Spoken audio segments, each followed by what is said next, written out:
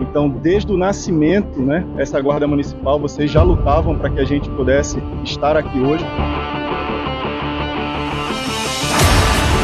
É uma família desde o início, pré-TAF, acompanhando, acreditando.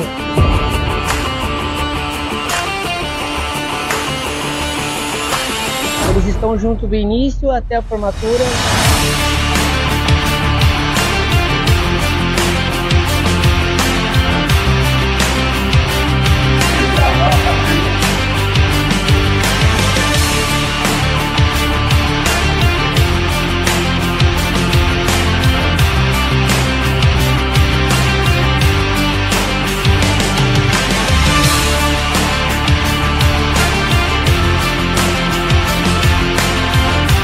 A Implacável, literalmente, ela segura na sua mão e vai até aqui, ó, até a faca.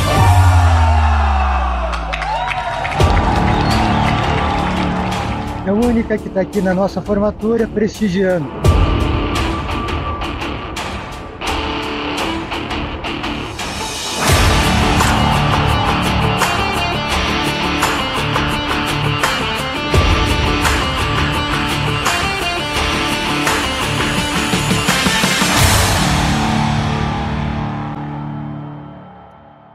Fala, turma Implacável, tudo bem com vocês? Eu sou o professor Samuel Marques, de Direito Constitucional aqui da Implacável Concursos, e estamos iniciando agora mais um evento gratuito neste canal, dedicado ao concurso da Guarda Municipal de Palhoça, em que iremos resolver questões da banca FEPESE, banca definida para a elaboração da sua prova, e aqui nós iremos extrair o máximo de conhecimento possível de cada questão e assim entendermos também como é que a banca FEPESE costuma cobrar em prova.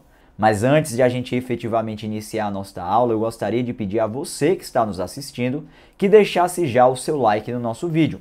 Para quem não sabe, esses likes aumentam o engajamento desses vídeos e assim a gente vai entender se você está de fato gostando ou não de aulas gratuitas como esta aqui no canal. E para a manutenção dessas aulas gratuitas, nós precisamos isso de vocês. Precisamos que vocês mostrem que de fato engajam essa aula, que de fato gostam dessas aulas, tudo bem? Então deixa seu like aí para a manutenção desses projetos gratuitos. Não se esqueça de se inscrever no canal da Implacável Concursos, pois você já deve ter visualizado que aqui tem muito conteúdo gratuito e de qualidade.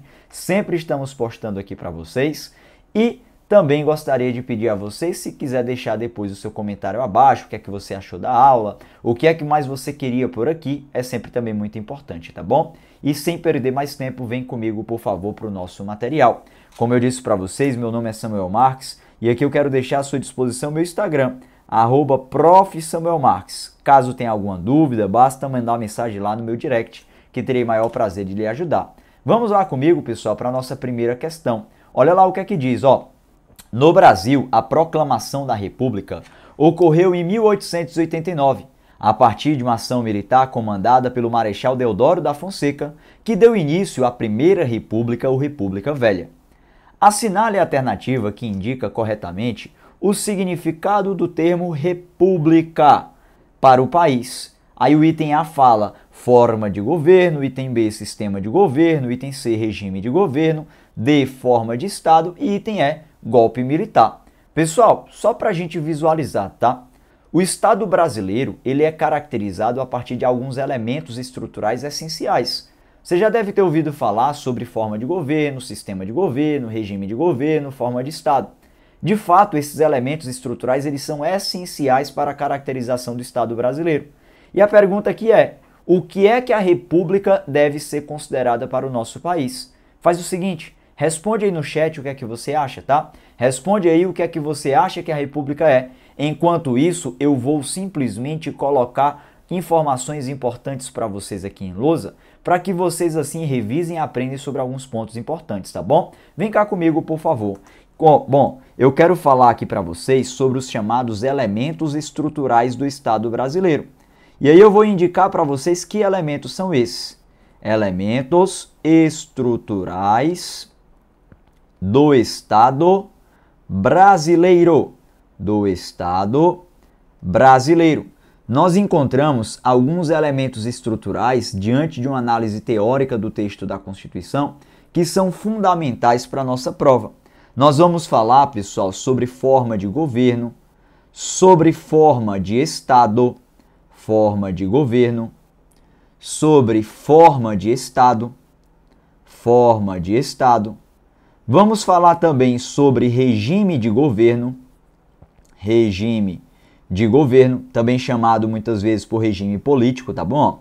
Regime de governo. E vamos falar também sobre o sistema de governo. E sobre sistema de governo. A ideia aqui inicial é de definirmos o que cada um deles significa, tá bom? E aí eu vou logo colocar para vocês de forma objetiva, o que acaba até mesmo respondendo a questão de acordo com o que vocês falaram aí no nosso chat já. Bom, o que é a forma de governo brasileira? Qual é a forma de governo brasileira? Para quem não sabe, a forma de governo adotada no Brasil é a República. Por isso que nós temos por gabarito na nossa questão o item A. República, pessoal, é a forma de governo adotada no Brasil. Só que, por outro lado, nós temos um outro elemento estrutural importante que é a forma de Estado. Qual é a forma de Estado adotada no Brasil? Nós temos uma forma de Estado chamada por federação. A federação é a forma de Estado adotada no Brasil. O regime de governo, para quem não sabe, é o democrático. Nós temos a democracia. E quando eu falo sobre o sistema de governo, eu tenho o que chamamos por presidencialismo. Essas informações, esses elementos, eles são importantes para a nossa prova? Muito, mas muito importantes mesmo, pessoal. E aí é interessante a gente ter isso em mente, porque de fato em prova, questões como essa, elas são cobradas. Está aqui uma questão da banca FEPES que não me deixa mentir. Beleza, esse raciocínio ele é de fato cobrado. Só que a análise de questões de prova, como essa daqui, pessoal, não é uma análise em que pergunta como é que funciona a forma de governo, a forma de Estado, o regime de governo ou o sistema de governo, mas sim uma questão bem objetiva perguntando qual é a forma de governo adotada no Brasil, ou a forma de Estado, ou regime de governo, ou sistema de governo. Para que você então consiga lembrar dessas informações, que são 4 pontos aqui, que geralmente as pessoas na hora da prova acabam confundindo, eu quero trazer para vocês aquilo que nós chamamos de bizus. Já ouviram falar de bizu? Bizu, para quem não sabe, é toda aquela dica rápida e objetiva que nos ajuda a assimilar algumas informações. Então eu quero estabelecer aqui para vocês, ó, bizus. Bizu é uma dica rápida, tá? Não é revestida de caráter jurídico, mas é uma dica rápida que nos ajuda a melhor lá na hora da prova, pessoal, lembrar das informações aprendidas. Bom, como eu disse lá na hora da prova, o examinador não vai perguntar o que é a república, o que é a federação, né? Como é que funciona a república, como é que funciona a federação. Eles só vão querer saber o que corresponde. República, forma de governo, federação, forma de Estado, regime de governo é a democracia, o sistema de governo é o presidencialismo. Mas para você lembrar disso de forma fácil, e aqui é somente um hack mental para você lembrar, um código mental para você lembrar, um bizu, eu quero que você faça o seguinte lá na sua prova. Se está com dúvida, coloca por extenso o nome do nosso país lá no seu caderno de questões. Você sabe que o nome do nosso país é República Federativa do Brasil, não é isso? Nós temos no Brasil a República Federativa do Brasil. Beleza. República Federativa do Brasil é o nome do nosso país. Aí o que é que eu quero que vocês façam lá na sua prova, tá?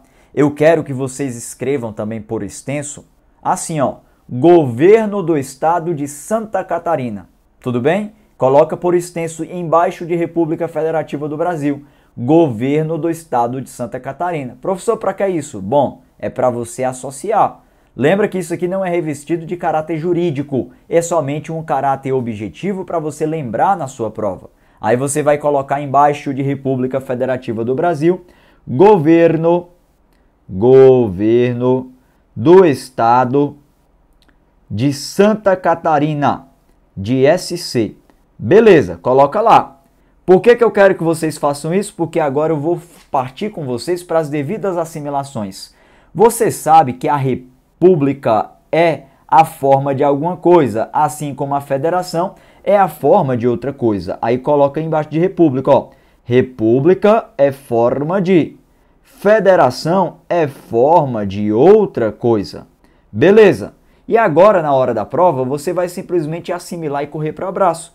você vai lembrar que república é a nossa forma de governo, enquanto a federação será a nossa forma de Estado. E assim então, pessoal, a gente vai conseguir visualizar essas duas informações de caráter bem objetivo. Então, fazendo essa devida assimilação, você vai conseguir, na hora da sua prova, lembrar das informações importantes aqui indicadas. Aí eu volto para a nossa questão. Olha, república é a forma de governo, por isso que o item A é o gabarito que devemos associar. Tudo bem? Então aqui tem um bizu interessante que você vai lembrar dessas duas características de Estado, desses dois elementos de Estado importantes, que são a forma de governo e a forma de Estado. Continuando com vocês o raciocínio. Nós temos lá o regime de governo democrático. Professor, tem bizu também para a gente lembrar sobre ele? Bom, pessoal, eu tenho um bizu, mas ele não é tão legal quanto esse daqui, não. Na verdade, ele é um bizu até bem besta, assim a gente pode entender. Ele é simplesmente uma besteira que a gente vai utilizar, mas que vai lembrar dessa informação que o regime de governo é o democrático. E aqui eu vou apenas reproduzir algo que eu já ouvi, tá, pessoal? Só para vocês terem noção. Quando eu estava no primeiro semestre da faculdade de Direito, o meu professor, ele simplesmente trouxe um bizu que até hoje eu lembro, é um bizu muito besta, porém até hoje eu lembro. Se eu lembro até hoje por meio dele, eu acho que isso pode lhe ajudar também. Sabe o que foi que o meu professor fez? Ele chegou pra gente e disse assim, pessoal, lembra da palavra regime aqui, ó, regime de governo. Lembra dessa palavra chamada de regime. E a palavra regime associe com aquele regime alimentar. Você já fez um regime alimentar? Principalmente um de emagrecimento? É difícil, né? Regime alimentar para emagrecer é muito difícil.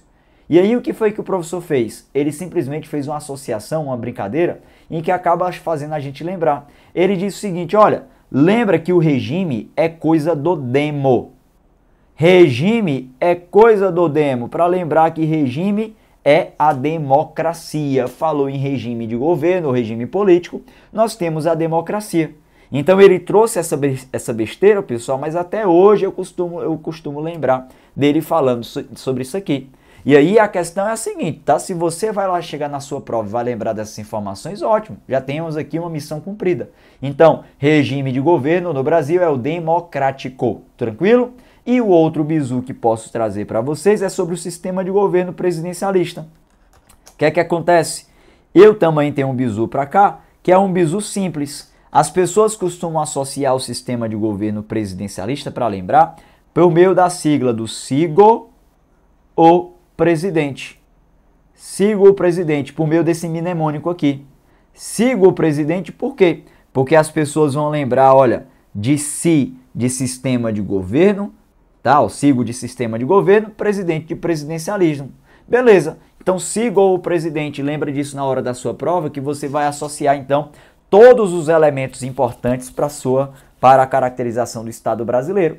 Então nós sabemos da forma de governo que é a república, da forma de Estado que é a federação, do regime de governo que é a democracia e do sistema de governo que é o presidencialismo. Isso ajuda? Ajuda, pessoal. E de fato, como questões iguais a essas aqui, a gente responde facilmente utilizando desses bizus. Item A, então, é o gabarito da nossa primeira questão. E eu passo em frente com vocês agora para a nossa próxima questão. E aí, mostrando para vocês, tá, a nossa perspectiva de análise das questões. Você percebeu que numa questão eu demorei ali bastante tempo e trouxe bastante informações adicionais. Isso é importante na sua preparação também, tá bom, pessoal?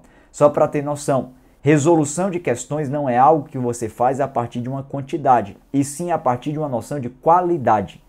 Nada importa só responder questões sem saber o porquê que você está acertando ou o porquê que você está errando. Você tem que pegar uma questão e extrair o máximo de conhecimento dela. Então, quando você for estudar por meio de questões, que é algo efetivo, não vá querer observar quantidade, mas sim qualidade. Tente pegar de cada item o que significa, o porquê que está certo e o porquê que está errado. Pois isso, de fato, pessoal, vai ajudar mais na sua preparação.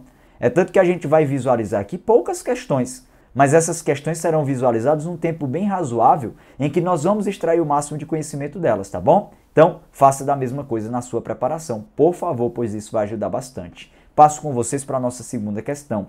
Olha cá, ó.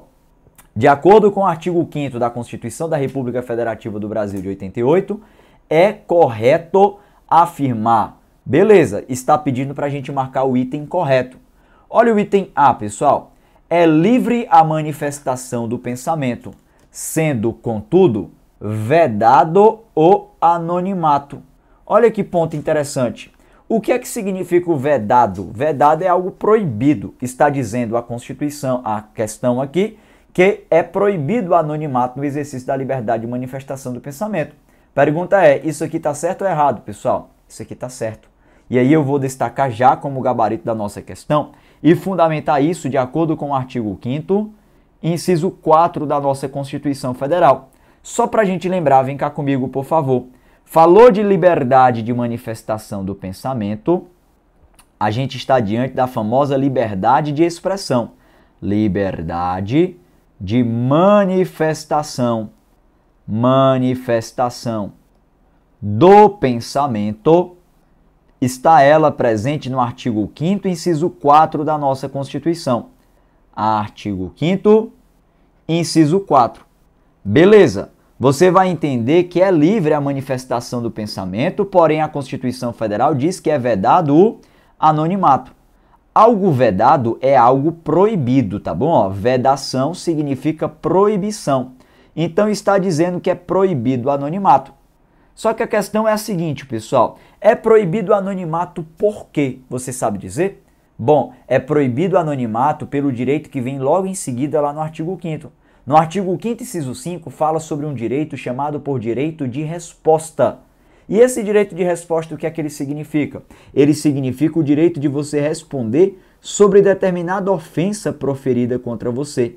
Então, direito de resposta, cuja previsão está lá no artigo 5º, inciso 5 da nossa Constituição. Aqui está o porquê que é vedado o anonimato. É vedado o anonimato porque se garante o direito de resposta. E o que é o direito de resposta? É o direito de você responder sobre a ofensa proferida contra você. Então imagine que uma pessoa falou mal de mim. Tudo bem, essa pessoa pode falar mal de mim? Pode. Todo mundo tem o direito à liberdade de manifestação do pensamento. Todo mundo tem o direito de falar o que quiser. Só que tem aquela máxima popular, não é? Quem fala o que quer acaba ouvindo o que não quer. O ouvir o que não quer é chamado por direito de resposta. O direito de resposta, que será exercido, conforme diz a nossa Constituição, de forma proporcional ao agravo, no sentido de que, no exercício da manifestação do pensamento, o direito de resposta será feito de forma proporcional. A mesma amplitude será considerada para cá. E, além disso, fala o texto da Constituição, além da indenização pelo dano material, moral e a imagem. Vou colocar aqui, ó, indenização por dano material, moral e a imagem. Professor, o que é que significa dizer isso? Significa dizer que uma pessoa ela pode lhe ofender, pessoal, a partir do exercício do direito de manifestação do pensamento. Só que, a partir do momento que essa pessoa ela lhe ofende, cabe a você o direito de resposta, que é o direito de se defender sobre aquela ofensa, em que você exerce tal qual uma liberdade de manifestação, mas respondendo, se defendendo. Só que, além disso, a Constituição Federal diz que caberá também o direito à indenização pelo dano material, moral e à imagem. Na perspectiva, então, que temos aqui o direito de resposta como um direito de relativização à liberdade de manifestação do pensamento. Tudo bem? Bom, só trago essas explicações, pois a ideia aqui é extrair o máximo de conhecimento possível. E aí o item A já é o gabarito da nossa quinta questão, a gente já visualizou. Porém, vamos analisar agora os outros pontos, pessoal. Lá diz assim, ó, a lei poderá excluir da apreciação do Poder Judiciário lesão ou ameaça a direito, em razão do princípio da supremacia do interesse público. Que história é essa? Tá falso. O artigo 5º, inciso 35 da nossa Constituição Federal, ele diz que a lei não poderá excluir da apreciação do Poder Judiciário lesão ou ameaça a direito. A lei não poderá excluir. E aí é simples. Repara comigo, a lei ela é feita por qual dos poderes, hein, pessoal? Normalmente, ela é feita pelo Poder Legislativo. Tudo bem. Então aqui nós temos uma atuação do Poder Legislativo. Será que pode o Poder Legislativo, então, por meio da sua atuação, excluir da apreciação do Poder Judiciário lesão ou ameaça a direito? Claro que não. Por que que não pode, pessoal? Porque existe um princípio chamado por separação dos poderes, em que nessa análise a gente visualiza que o Poder Legislativo não pode se intrometer nos assuntos do Poder Judiciário. Isso é fato, isso é simples. E o artigo 5º, inciso 35 nos traz essa ideia. A lei não poderá excluir da apreciação do Poder Judiciário nenhuma lesão ou ameaça a direito. Tranquilo? Item B está falso. Item A já foi o gabarito, o resto está tudo falso, obviamente, mas vamos aqui observar e extrair o máximo de conhecimento de cada um dos itens. Olha lá o item C. É assegurado o direito de petição aos poderes públicos em defesa de direitos, sendo permitida a cobrança de taxas para tanto. Opa, isso aqui tornou falso o ponto, pessoal. Por quê? Porque se analisarmos o que dispõe o artigo 5º, inciso 34, a linha A da nossa Constituição. Lá diz assim, você pode inclusive abrir o texto da sua Constituição, tá? Deixar aí do seu lado para a gente sempre se remeter ao texto da Constituição.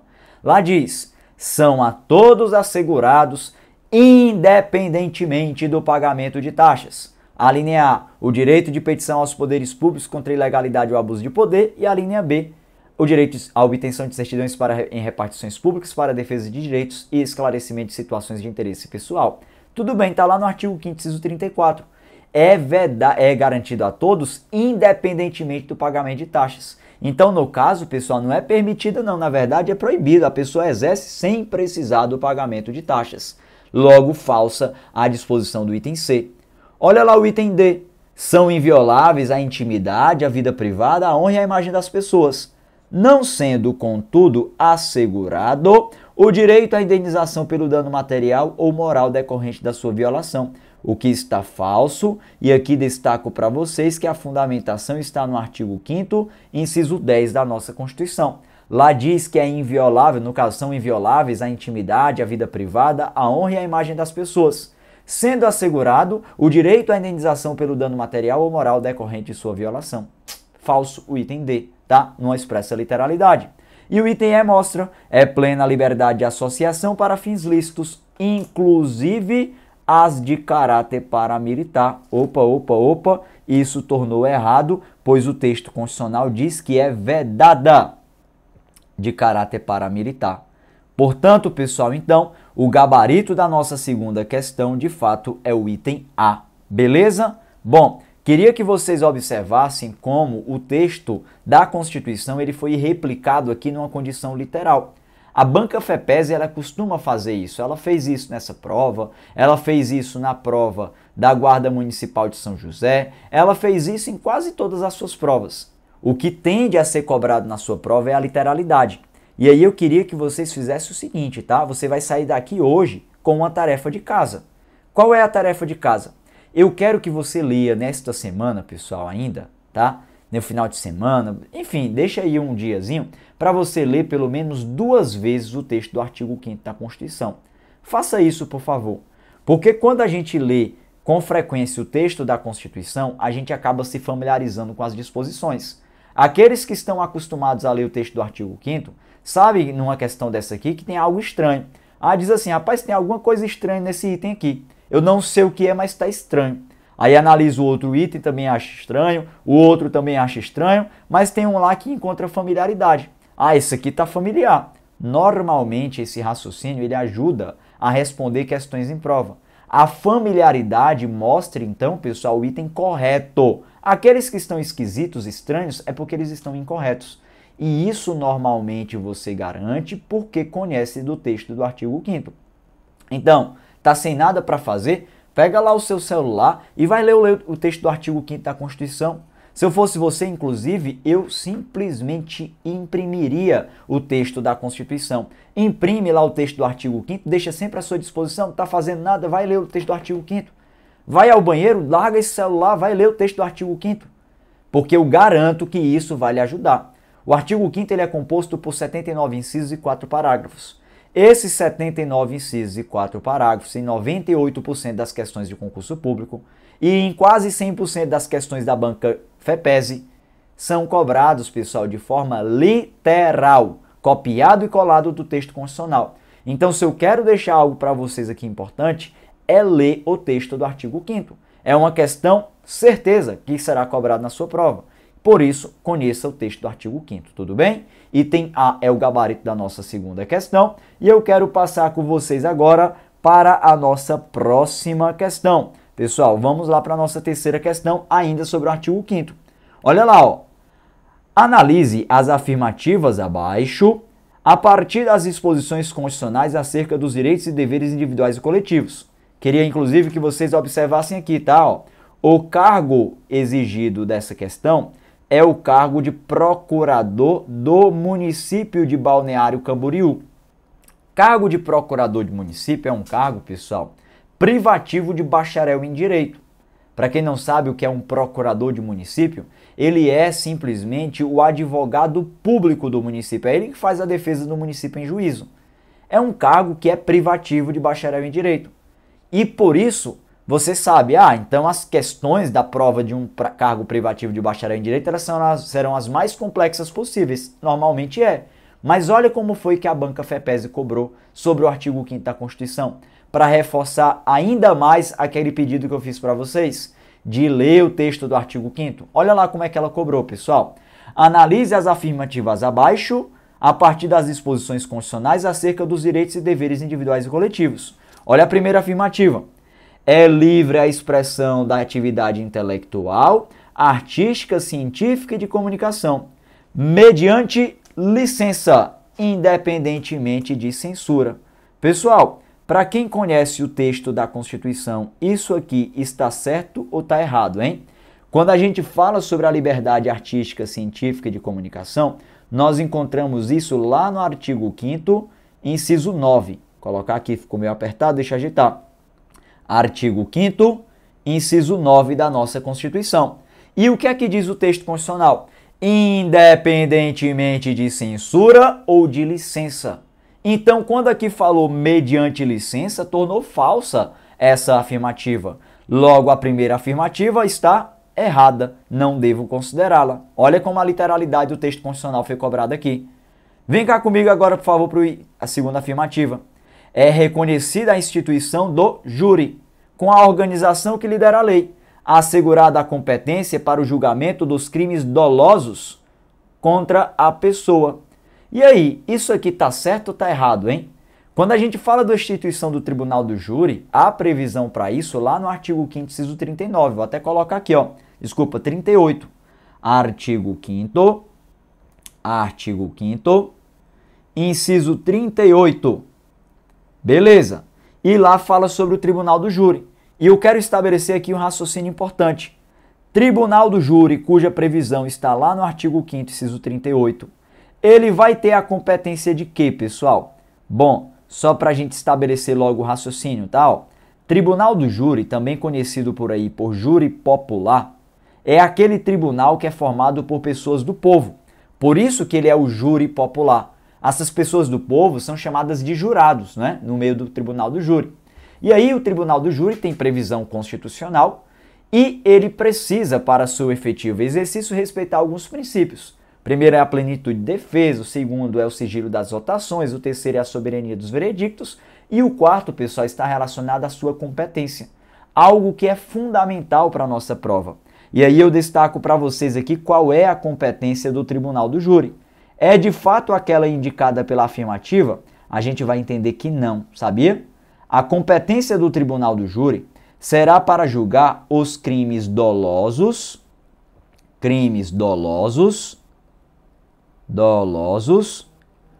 contra a vida.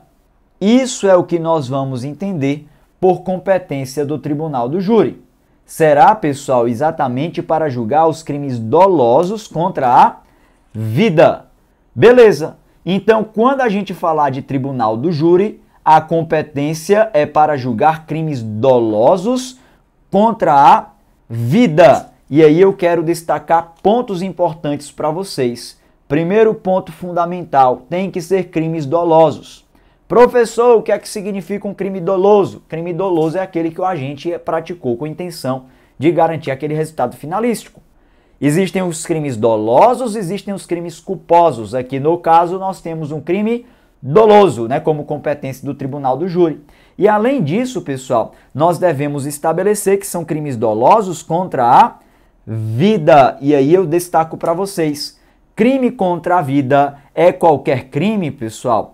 Não é, tá? A gente vai entender que crime contra a vida é simplesmente aquele crime que a gente visualiza, pessoal, no texto do Código Penal, do artigo 121 ao 128. Artigo 121 ao artigo 128 do Código Penal. Esses são os chamados crimes contra a vida, tá bom? E aí a gente vai visualizar que os crimes contra a vida são somente 6. São eles os crimes de homicídio, de infanticídio, de aborto, de instigação, de auxílio e de induzimento ao suicídio. Esses são os crimes contra a vida. Logo, o que é que a gente vai visualizar para cá? A segunda afirmativa, então, ela está errada, porque aqui falou de crime contra a pessoa e, então, eu não posso considerá-la como correta, tudo bem? Beleza, e eu volto para cá. Muita atenção, por favor. É muito comum na hora da prova falar de um crime chamado por latrocínio. Já ouviram falar de latrocínio? Professor, eu ouvi falar que latrocínio é roubo seguido de morte. Errado! Latrocínio, pessoal, é um roubo com resultado morte. Segundo o Supremo Tribunal Federal, em sua súmula 610, o latrocínio ele se configura, né, ele se consuma a partir do resultado morte. Tudo bem, tem que ter morte para a prática do crime de latrocínio. Tranquilo. Por isso, ele é um crime contra a vida? Não. Não é. Cuidado, tá, pessoal? O latrocínio, embora tenha um resultado morte, ele não é crime contra a vida. Porque ser crime contra a vida não significa ter o resultado morte, e sim está do artigo 128 do artigo 121 ao artigo 128 do Código Penal. É assim que a gente deve entender, tá bom? Então, os crimes presentes do artigo 121 ao 128 do Código Penal são crimes contra a vida. E o latrocínio não é crime contra a vida. Latrocínio se configura como um crime contra o patrimônio. Crime contra o patrimônio. Por isso que eu não posso confundir aqueles com este daqui, tá bom? Latrocínio é de competência do Tribunal do Júri? Não é de competência do Tribunal do Júri. Não é de competência do Tribunal do Júri. Professor, então quer dizer que o latrocínio não é de competência do Tribunal do Júri e ele vai ser de quem, pelo amor de Deus? Bom, pessoal, o latrocínio vai ser de competência de um juiz de uma vara criminal. Então, quem faz o julgamento do latrocínio não é o Tribunal do Júri, não são os jurados, e sim um juiz monocraticamente. Então, essa é a definição, tá bom? Latrocínio é crime contra o patrimônio, ele não é de competência do Tribunal do Júri, pois competência do Tribunal do Júri é julgar os crimes dolosos contra a vida. Esse é o ponto que nós devemos destacar. E cuidado, pessoal, por favor, eu pedi para vocês destacarem a palavra dolosos, não foi? Sabe por quê? Porque é comum de o examinador fazer uma maldade na hora da prova e afirmar assim, olha, é de competência do Tribunal do Júri julgar os crimes contra a vida. Só falar crimes contra a vida, não especificar dolosos, e sim falar crimes contra a vida. Ponto. Isso está certo ou errado? Isso está errado. Por quê? Porque quando fala crimes contra a vida de forma genérica, estaria falando de crimes dolosos e de crimes culposos. E para cá é somente em relação aos crimes dolosos, tá bom? Crime culposo contra a vida não é de competência do Tribunal do Júri, será de competência de quem? De um juiz, monocraticamente, um juiz singular vai fazer isso aí, tudo bem? Bom, feitas essas considerações, então, falsa segunda afirmativa e olha lá a nossa terceira afirmativa. Constitui crime inafiançável e imprescritível, esses são pontos importantes, inafiançável e imprescritível, a ação de grupos armados civis ou militares contra a ordem constitucional e o Estado democrático. Pessoal, isso aqui está correto, sabia disso? Essa definição está presente lá no artigo 5º, inciso 44 da nossa Constituição Federal. Inciso 44. Terceira afirmativa está correta. E eu vou dizer para vocês por quê, tá? No texto constitucional, fala-se sobre alguns crimes. São 6 crimes lá indicados, eles todos são importantes para vocês. Vou até colocar informações mais aqui organizadas para vocês. Vou colocar essas informações porque elas merecem bastante atenção, pessoal. Falou de crimes no texto da Constituição. A gente vai analisar esses pontos, sabe aonde? Do texto do artigo 5º, inciso 42, até o inciso 44. Colocar aqui, ó, dos crimes. Artigo 5º, inciso 42, ao inciso 44. Tranquilo? Nós vamos encontrar 6 crimes no texto constitucional. No inciso 42, nós encontramos o crime de racismo. Lá no inciso 43, nós encontraremos 4 crimes. Quais são eles? Os crimes de tortura, tráfico de drogas, o crime de terrorismo. Além disso, também falaremos dos crimes hediondos. E, por final, no inciso 44, nós encontramos aqueles crimes indicados na nossa questão. No inciso 44, o crime de ação de grupos armados. Beleza? Aqui estão os crimes presentes no texto da Constituição.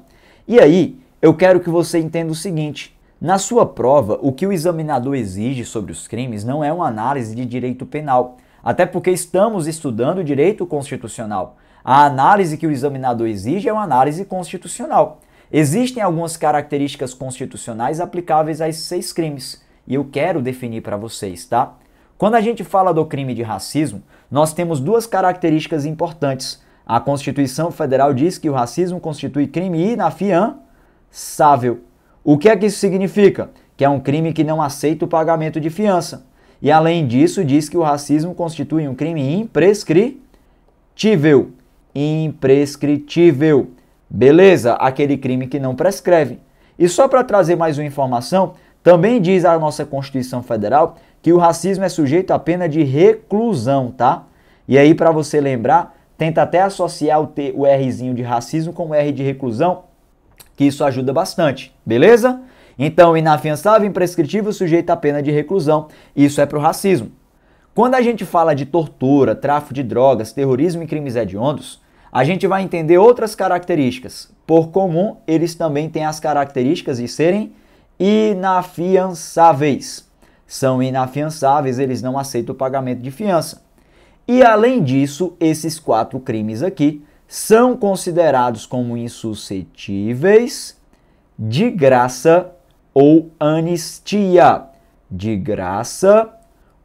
anistia. Isso se aplica a esses 4 crimes para cá. Insuscetível, só para você entender, quer dizer que não se sucede, não se aplica a eles nem a graça nem a anistia. E por uma curiosidade, até dizendo para vocês, pessoal, graça corresponde a um perdão dado pelo presidente da República em razão de uma condenação. Então, se o indivíduo foi condenado pelo crime de tortura, tráfico de drogas, terrorismo ou crimes hediondos, esse indivíduo não pode receber a graça, esse benefício dado pelo presidente da República de perdoar ali pela prática do delito, tudo bem? E quando a gente fala de anistia, é um outro perdão, só que a anistia é dada por lei. Logo, é dada por quem? Pelo Congresso Nacional. No caso, esses crimes não aceitam anistia nem graça, são crimes imperdoáveis. E temos também o crime de ação de grupos armados. Qual é a característica aplicável ao crime de ação de grupos armados? Como a gente visualizou na questão, é um crime inafiançável, pois não aceita o pagamento de fiança, e além de ser inafiançável, é um crime imprescritível, pois é um crime que não prescreve.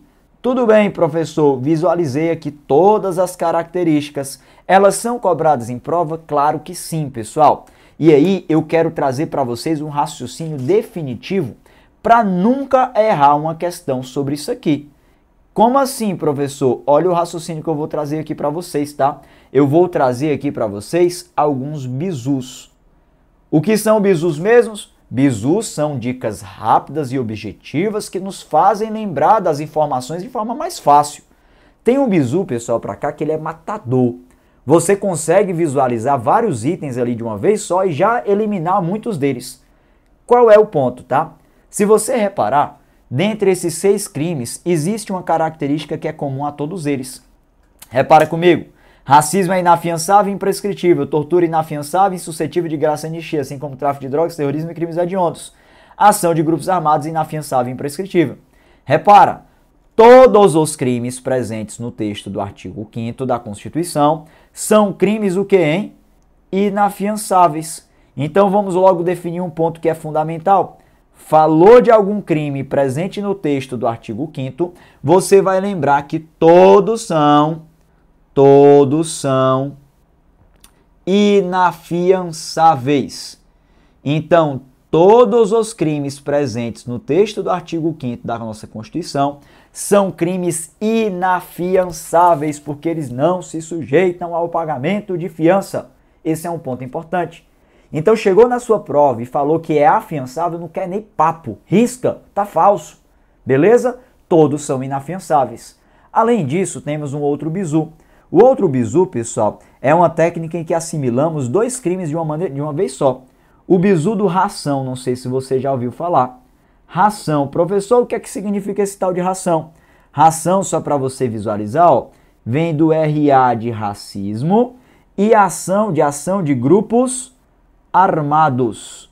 Você vai entender que o ração, além de serem crimes inafiançáveis, são crimes imprescritíveis. Aí você vai levar para sua prova, ração não prescreve. Racismo e ação de grupos armados são inafiançáveis e imprescritíveis. Assim você mata aí 2 crimes de uma forma só. E para você fechar o restante do raciocínio, você vai lembrar também do bizu do T3H. Professor, o que é que significa esse T3H? T3H, pessoal, é uma forma de assimilação que você vai fazer o seguinte, olha. Se você observar, nós temos tortura, tráfico de drogas, terrorismo. T3, 3 crimes que começam com T. H de crimes hediondos. Você então vai levar para a sua prova que o T3H, além de serem crimes inafiançáveis, eles serão considerados como crimes o quê? Insuscetíveis de graça ou anistia. Insuscetíveis de graça ou anistia.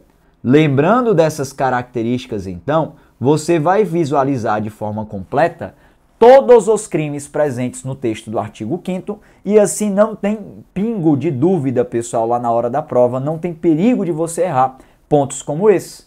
Então, olha que pontos interessantes aqui foram estabelecidos, né? Então, são 6 crimes presentes no texto da Constituição: racismo, tortura, tráfico de drogas, terrorismo, crimes hediondos e ação de grupos armados. Todos eles são o quê? Inafiançáveis. O ração, além de inafiançáveis, ração, racismo e ação de grupos armados são crimes imprescritíveis. E o T3H, além de inafiançáveis, são insuscetíveis de graça ou anistia. Aqui temos então todas as características relacionadas aos crimes presentes no texto da Constituição. Com isso, então, eu volto para a nossa questão, pessoal. Terceira afirmativa está correta. E olha lá a nossa quarta e última afirmativa. A criação de associações e de cooperativas independe de autorização ou previsão legal, sendo permitida a interferência do Estado na atividade, na atuação, no funcionamento. Isso aí, pessoal, tá certo ou errado, hein? Tá errado. Segundo o texto do artigo 5º da nossa Constituição Federal, em específico o artigo 5º, inciso 18, lá diz que a criação de associações e na forma da lei de cooperativas independem de autorização, sendo vedada a interferência estatal em seu funcionamento. Então é vedada, falsa a quarta afirmativa. Visualizando assim como um todo que nessa terceira questão só existe um item correto, que é o item 3. Por isso, então, pessoal, eu volto para cá, ó, para a gente analisar qual é o item a ser indicado, e esse item vai ser o item A. É correta apenas a afirmativa 3, não é isso? Bom, com essa compreensão, então, temos uma questão interessante, uma questão que foi cobrada na prova de procurador do município de Balneário Camboriú, uma prova em que a exigência é do nível superior em direito, um raciocínio jurídico, e a cobrança foi literal. Se é literal, pessoal, na prova de procurador do município, vai ser assim também na sua prova. Logo já se atente e entenda como é que a banca FEPESA costuma cobrar. Aqui temos raciocínios importantes que estabelecemos, né? Você pode tirar um print dessa tela para definir esses pontos e eu passo em frente com vocês agora para a nossa próxima questão. Vem cá comigo para a nossa quarta questão, pessoal. Olha lá o que é que diz, ó. Assinale a alternativa correta sobre o artigo 37 da Constituição Federal, que trata da administração pública direta e indireta. Tudo bem, o artigo 37 ele é um artigo bem importante para nós, tá? Ele fala sobre a administração pública. E olha lá o que é que diz no item A. O direito de greve será exercido nos termos e limites definidos apenas nesta Constituição. Pessoal, aqui a cobrança está sendo literal também, sabia disso? O que é que acontece? No texto da nossa Constituição, diz que o direito de greve será exercido nos termos e limites definidos em lei específica, não nos termos da nossa Constituição.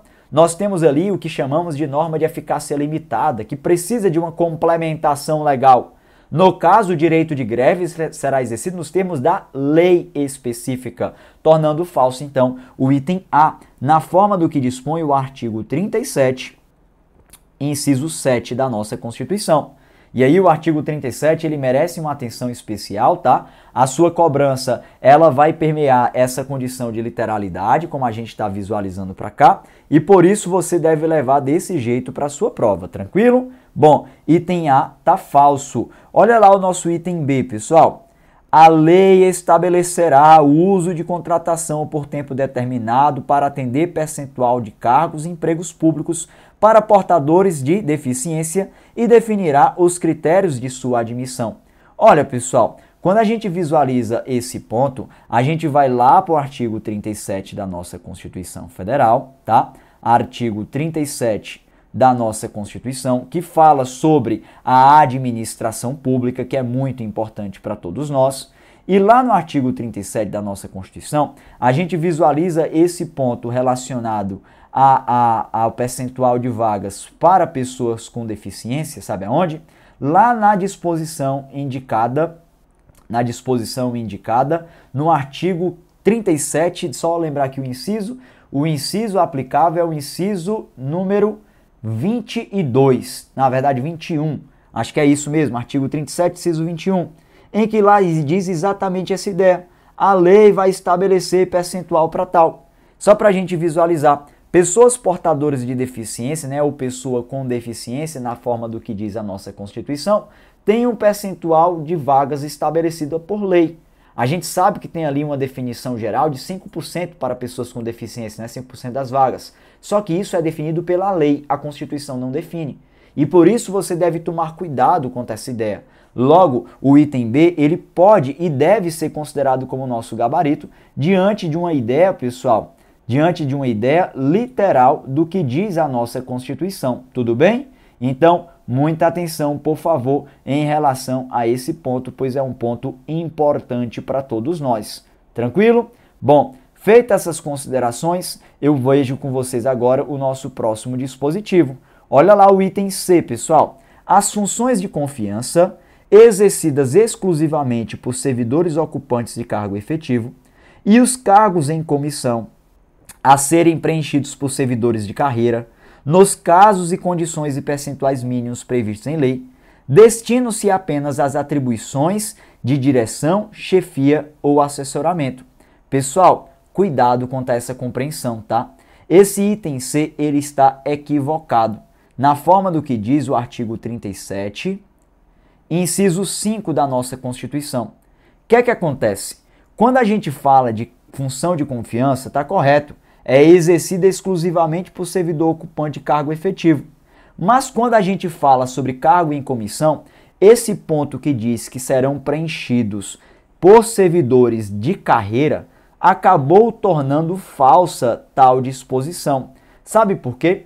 Porque de acordo com o artigo 37, inciso 5, pessoal, a gente vai visualizar que a perspectiva relacionada, tá? A perspectiva relacionada em relação à condição aqui indicada para cargos em comissão, ele pode ser ocupado tanto por servidor público efetivo como por servidor público, como por pessoas fora da administração pública. tornando falso, então, esse item C por esta razão, de acordo com o artigo 37, inciso 5. E só ajeitar aqui, tá, ó, esse aqui não é o inciso 8, inciso 21 não, desculpa, é o inciso 8, artigo 37, inciso 8. Acabei falando de forma equivocada. Tudo bem, então olha que ponto importante, falso o item C. E aí eu vou lembrar com vocês de algo que é bem relevante, pessoal. Quando a gente fala de cargo em comissão, este é diferente de função de confiança. O que é que tem em comum cargo em comissão e função de confiança? Ambas servem para o exercício de funções de direção, chefia ou assessoramento. Beleza? Ambos servem para isso. Porém, existe uma diferença. Quando a gente fala de função de confiança, exclusivamente será ocupada por servidor efetivo. Por servidor efetivo. É o que nós encontramos para a função de confiança, tá bom? Elas serão ocupadas exclusivamente por servidor efetivo. Já quando eu falar de cargo em comissão, elas serão ocupadas por servidor efetivo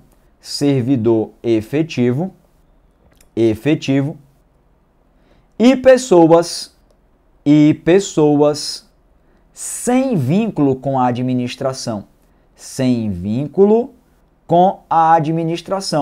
Esse é um ponto importante que devemos aqui destacar.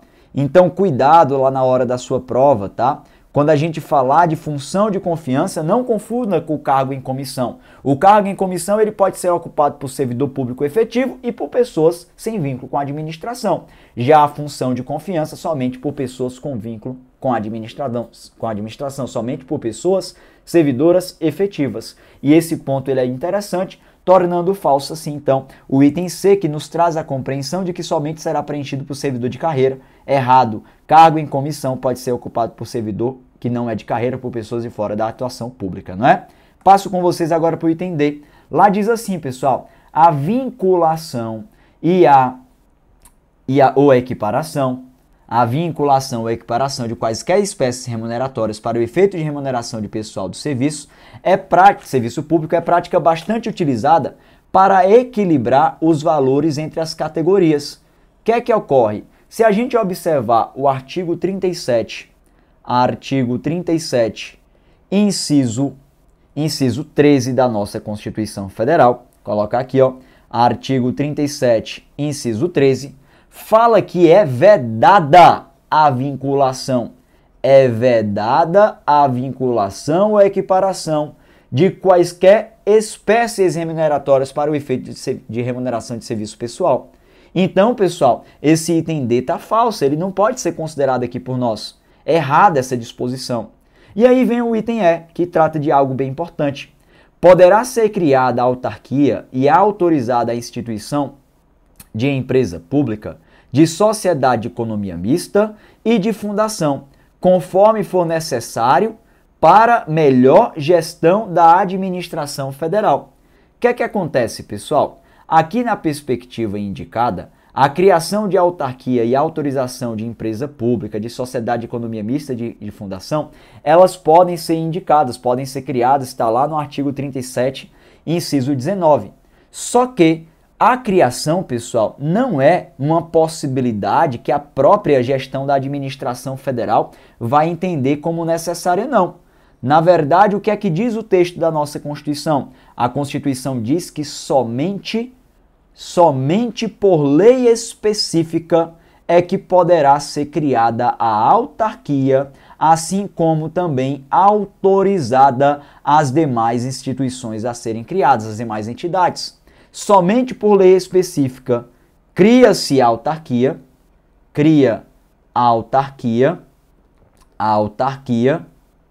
e além disso, somente por lei específica autoriza a criação de quê? De empresa pública, colocar aqui para vocês, ó, empresa pública, de fundação pública e de sociedade de economia mista. Colocar aqui para vocês também, sociedade de economia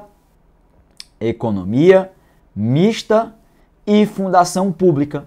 Aqui no caso tornou falso o item D, o item E, sabe por quê? Porque aqui colocou que é conforme necessário para a melhor gestão da administração federal. Será que a administração ela pode criar, pessoal, de forma unilateral uma autarquia ou autorizar a criação de uma empresa pública, de uma sociedade de economia mista ou de uma fundação pública? Não, porque precisa de lei específica. E a lei específica ela é criada por quem? Pelo Poder Legislativo, tornando falso então o item E na forma do que dispõe o artigo 37, inciso 19 da nossa Constituição Federal, tornando então assim o gabarito da nossa questão somente o item B de bola, na forma do artigo 37, inciso 8. Tudo bem? Tranquilo? Bom, quarta questão está aqui definida e eu passo com vocês sem perder tempo para a nossa quinta questão. Essa quinta questão é moleza. Olha lá, ó. Assinale a alternativa que indica corretamente 3 dos princípios que devem reger a administração pública direta e indireta em qualquer dos poderes da União, dos Estados, do município e do Distrito Federal, de acordo com a Constituição Federal. Pessoal, é o seguinte, princípios da administração pública estão presentes no texto do artigo 37 da Constituição. Quando a gente fala dos princípios da administração pública, é o raciocínio mais fácil possível. Princípios da administração pública. Você já deve ter ouvido falar que os princípios da administração pública estão expressos lá no caput do artigo 37 da nossa Constituição, e eles são 5, definidos a partir de uma sigla que vocês bem conhecem, chamada por LIMP. Já ouviram falar do LIMP? LIMP por quê? Porque nós temos aqui as iniciais. Nós temos a legalidade, além da legalidade, nós temos a impessoalidade. Opa, deixa eu ajeitar isso aqui. Nós temos a impessoalidade. Além da impessoalidade, nós temos a moralidade. Moralidade. Além da moralidade, a publicidade. Publicidade. E também a eficiência. Beleza? Esses são os princípios da administração pública que aqui devemos destacar. O famoso LIMP. LIMP é legalidade, impessoalidade, moralidade, publicidade e eficiência. Com isso, então, pessoal, vamos aqui buscar a resposta da nossa questão. Vem lá o item A e fala publicidade, beleza. Transparência é? É não. Eficácia também não. Cuidado, não é eficácia, é eficiência. Falso item A. Item B. Pessoalidade já está falsa, impessoalidade, independência não foi indicado, nem eficácia. Item C, impessoalidade, beleza, legalidade e publicidade. Cheguei no gabarito da nossa questão. Bom, pediu para a gente marcar 3 dos princípios, está aqui 3 deles. Item D, moralidade, beleza, discricionariedade não e eficiência tudo bem, falso por conta da discricionariedade. E o item E, discricionariedade falso, legalidade beleza, mas razoabilidade não. Então o gabarito da nossa quinta questão, de fato, é o item C de casa. O raciocínio é muito simples, é um raciocínio importante e bem reiterado em prova. E eu passo com vocês agora, para a gente encerrar essa nossa aula, pessoal, essa nossa aula bem produtiva, em que nós estamos extraindo o máximo de conhecimento de cada uma das questões, para tratarmos da nossa última questão sobre um assunto que é fundamental para a sua prova de guarda municipal. Segurança pública na Constituição, temos que falar sobre isso e extrair o máximo de conhecimento possível dessa questão, como foi feita para as demais. Só que antes da gente continuar, eu queria pedir a você mais uma vez, deixa seu like aí no nosso vídeo. É muito importante essa sua interação, esse engajamento, pois isso faz com que a Implacável Concursos ofereça mais e mais aulas gratuitas como esta no canal.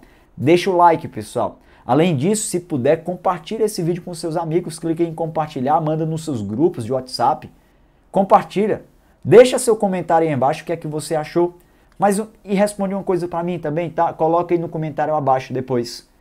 Você quer ou não que a Implacável Concursos ela faça uma revisão de véspera presencial aí em Palhoça, hein? Diz aí, coloca aqui embaixo. A Implacável Concursos, ela está pronta para fazer isso, mas ela precisa de você, do seu engajamento. Eu vou para Palhoça, a gente vai participar lá de uma revisão de véspera, mas para isso precisamos do seu engajamento. Compartilhe esse vídeo com a maior quantidade de pessoas, deixe os comentários aí abaixo pedindo essa revisão de véspera, tá bom? Pois o seu pedido poderá ser atendido. E eu passo com vocês agora para a nossa última questão, a nossa sexta questão.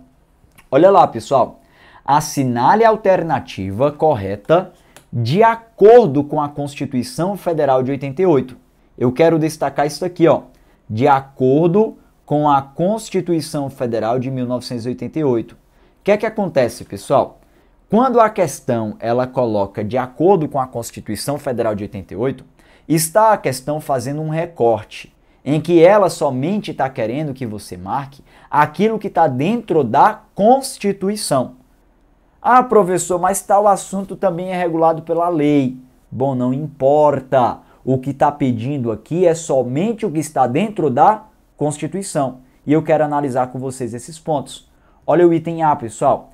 Os municípios poderão constituir guardas municipais destinadas à proteção de seus bens, serviços e instalações e ao policiamento ostensivo. E aí, certo ou errado, pessoal? De acordo com a Constituição. Repare no que é que está pedindo. Errado. Por que está errado? Porque de acordo com a Constituição não se fala em policiamento ostensivo. Conforme o que prevê o artigo 144, parágrafo 8º da nossa Constituição Federal, os municípios poderão constituir guardas municipais destinadas à proteção de seus bens, serviços e instalações, conforme se dispuser a lei. Não se fala em policiamento ostensivo. Mas, professor, eu serei guarda municipal e eu vou exercer o policiamento ostensivo. Vai, pessoal. Só que essa condição não está prevista na Constituição, e sim na lei, na legislação. Por isso que você deve tomar cuidado com o que se pede.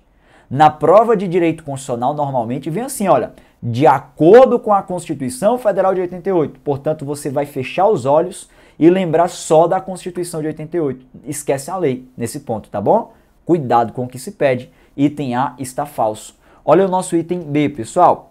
Aos corpos de bombeiros militares, além das outras atribuições definidas em lei, incumbe a execução das atividades de defesa civil. Correto. Aqui chegamos ao nosso gabarito, na forma do que dispõe o artigo 144, parágrafo 5º da nossa Constituição.